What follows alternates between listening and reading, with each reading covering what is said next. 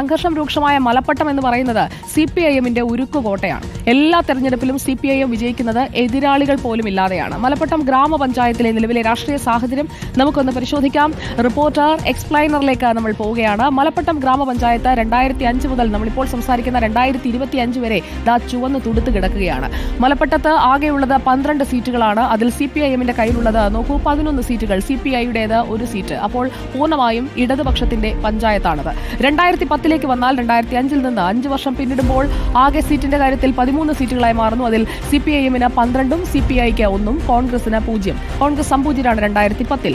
2015-ലെ തെരഞ്ഞെടുപ്പിൽ ഇതേ അവസ്ഥ തന്നെ ആവർത്തിക്കുകയാണ്. ആകെയുള്ള 13 സീറ്റിൽ CPIM-ന് 12ഉം CPI-ക്ക് 1ഉം. 2015-ലും കോൺഗ്രസ് സംപൂജ്യരായി നിൽക്കുകയാണ്.